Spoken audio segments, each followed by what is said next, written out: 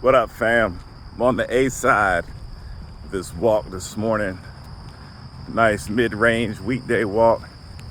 I haven't been as consistent with my walks. I had some previous videos where I was talking about the power of routine, especially for neurodivergent folks.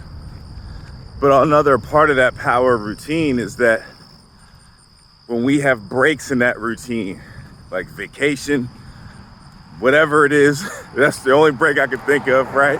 Maybe we were sick for a few days. Something that takes us out of our routine for, I would say, like a few days, maybe like 3 days or more, right? It's hard to get back into it. Whew.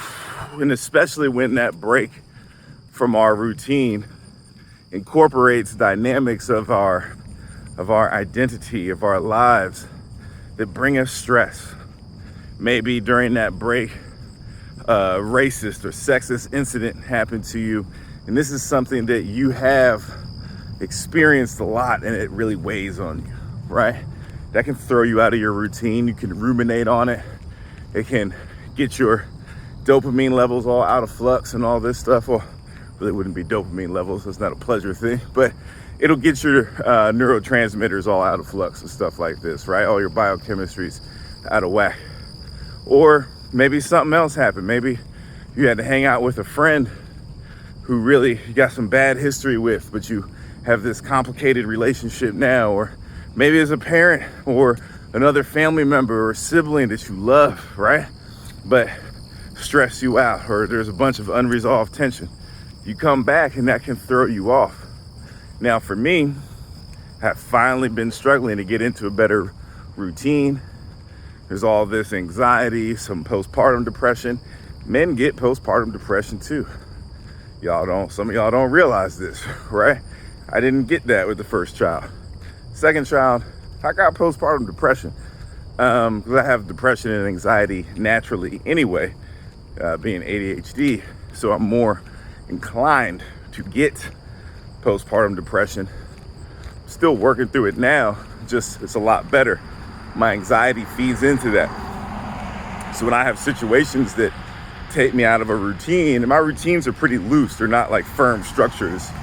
I walk in the morning, it's not a specific time, it's just within a certain time range, right? So there's enough flexibility in there that it feels good during the week.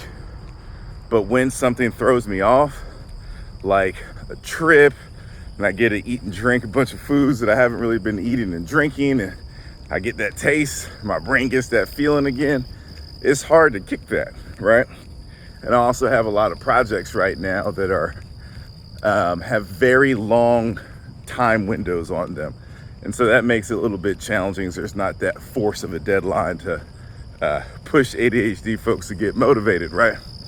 So all that to say, hey, we fall off of our routines. That happens. And I've talked about how to help accommodate for that and just accept that like there's going to be a buffer period. Maybe build in a little bit of buffer so you can get some rest and get right back on your routine. Maybe if you know you're leaving the house for a few days and it's the possibility of getting off of your routine that you really love, right? Build up some things at home, right? Maybe clean the house before you leave. Maybe get all your stuff together that you need for your routine so that when you come back, you can just hop into it. You don't have to do a bunch of extra work, right? And that's going to require some intentional planning and work on that front end. But we can do it. We can definitely do it. Point is, hey, keep walking. And if you stop walking, it's all right. Don't beat yourself up. Just keep going, y'all. It's progress, not perfection, literally. We got this.